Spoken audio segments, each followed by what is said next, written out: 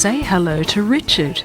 He's the author of the Toodle the Cavoodle story. One of the most common questions that authors get asked all the time is, where do you get your ideas from?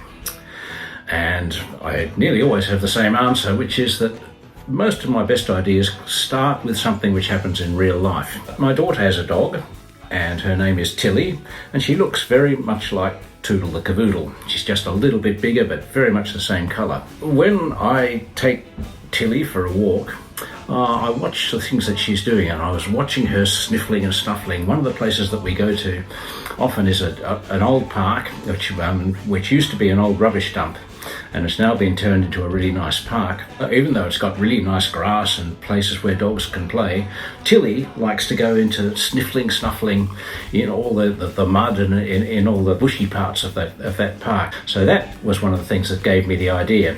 But because I'm making up a story, I know that I want it to be a little bit more exciting than what might happen in real life. So I can exaggerate, and so that's why I got Toodle the Cavoodle climbs into an old car, and then I was thinking of this park being cleaned up and turned into a nice playground, and I thought, what if a crane picks up the car while Toodle's inside? And that makes the story a little bit more exciting and makes it a little more dramatic and fun to listen to. Once I've decided what my story is going to be, then I try to very carefully choose the words to make the story come to life.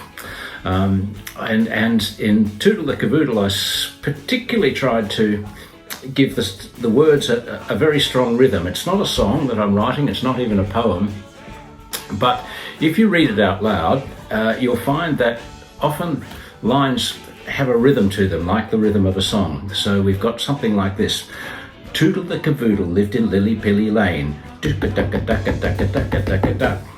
Just like beating it out on a drum.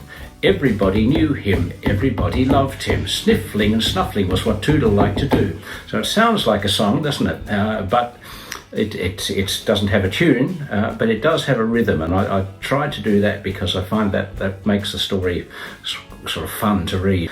The other thing that I've done is I've made even some little traps for people. So if you're trying to read the story, you might sometimes find it's a little bit tricky, because I used little phrases like the grubby gumboot's grandma, which are quite hard to say, especially if you're trying to say it quickly.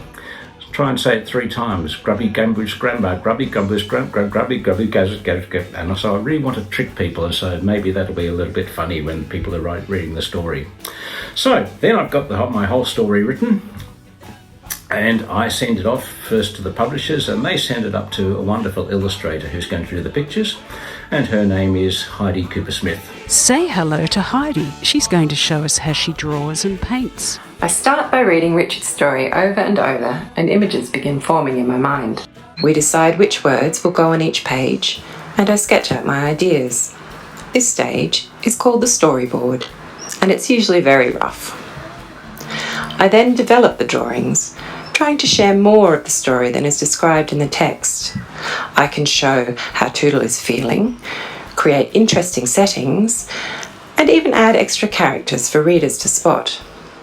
Toodle lives in a lovely street called Lily-Pilly Lane.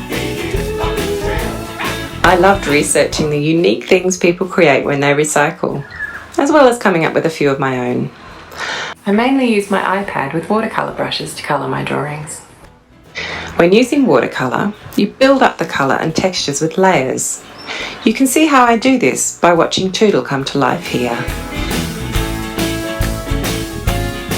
Once I'm finished, Toodle is off to the printer. A very big machine prints all of the Toodle books.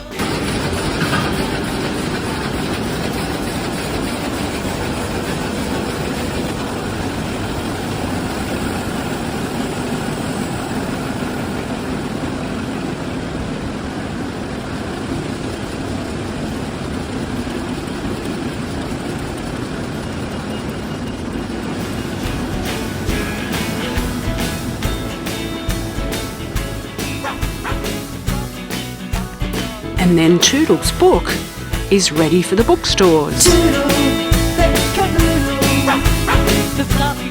And now it's ready for you to read.